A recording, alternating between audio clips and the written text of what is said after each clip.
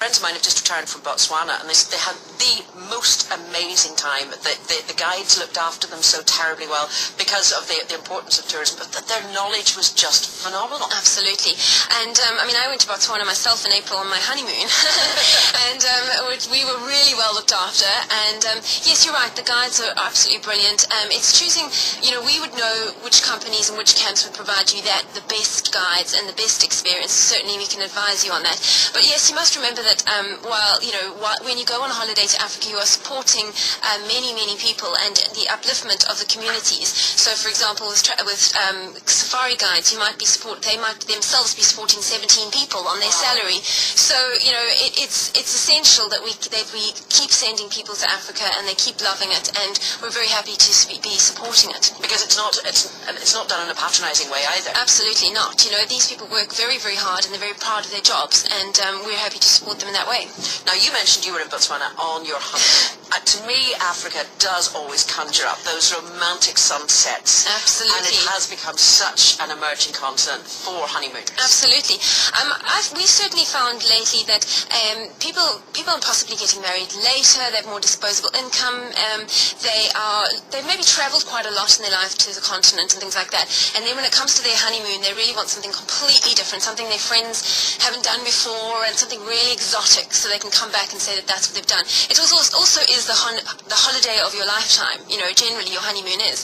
So we often get people wanting an African safari, usually combined with a beach, what we call twin centre. So people might combine something like South Africa and Mauritius, or Tanzania and Zanzibar, or Kenya and Mauritius. So they get the best of both worlds. They get that sort of, yes, we want to relax and enjoy ourselves on a beach in a beautiful tropical island, but at the same time you've got the excitement of a safari. And as well as that, we also get people that are wanting something extremely different. We've had a few people wanting to climb Kilimanjaro on their honeymoon. Wow! Well, a friend of mine actually did that. Really? And, which, you know, is interesting. And we've also get people that want to track gorillas in Uganda. Certainly sand duning in Namibia, or shark diving in South Africa. Those kind of really exciting honeymoons are really kind of coming to the fore, and people are wanting to do them. I'd be checking out whether himself had just taken out a large life insurance policy before he took me shark diving in South Africa. Absolutely, yeah. But those are the sort of things that you can do in this amazing continent. Yes. There is just so much out there and so much activity. When you mention long haul, you automatically think of expense. Yeah. Are we talking expensive? Yes, it isn't a cheap holiday, absolutely, 100% right. You can get holidays, certainly just to Mauritius, for example, for £1,500 a person for 2 weeks. You know, that would be your starting point. But I would say double that for a safari and kind of beach holiday. But what we do as well to help honeymooners, certainly if you've got a wedding to pay for and you're sort of limited on your budget, we do have a thing called Honey Money, which is basically a gift registry service. So as I said, you know, as I said, people might have already got their own house and they may, you know, already live together, and they don't need pots and pans and toasters and things like that as wedding presents. So what people are doing, and it's a very popular idea at the moment, is asking people to contribute towards their honeymoon as a wedding present. What a lovely idea. So then that basically means we will put up a lovely website for you, and you can put on your wedding invitation that you would like them to contribute towards your honeymoon and to check out the website, and then people can pay by PayPal and just contribute towards your honeymoon.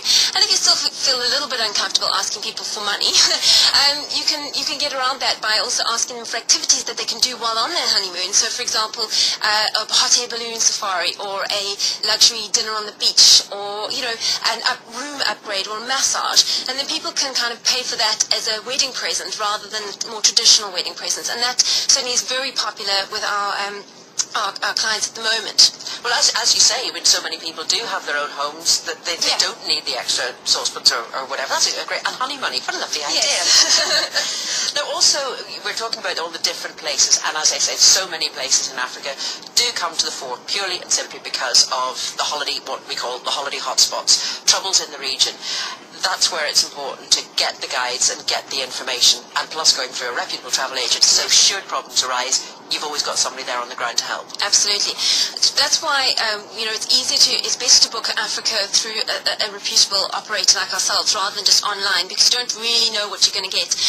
We've travelled extensively throughout Africa. We've been to all the camps throughout Africa. We've been to all the camps and the lodges. So we'll be able to say, where we think it would be safe or not be safe, and assure you and make you feel sort of safe. Somebody's going to be there to pick you up and to look after you, giving you, the reassurance that you need to sort of know that you're going to somewhere safe. And to be honest, perceptions of Africa are unfair most of the time, as you would know sometimes with people in Northern Ireland have a perception, and it's completely not the case. And we would basically make sure that you knew where you were going. We are also kept up to date with things that may be happening, so that we can basically ensure that guests don't go to those places, but generally it's fine. Now, I'm very lucky. I've been to Cape Town twice Brilliant. to take part in, I actually took part in the Cape Argus cycle race, which is Wow. the biggest cycle race in the world. 39,000 competitors, but it's like the marathons that you see in the Great North Run that was on the telly. You get the elite at the front, and Yes. then you get us pochlers at the back, straggling along on our bicycles.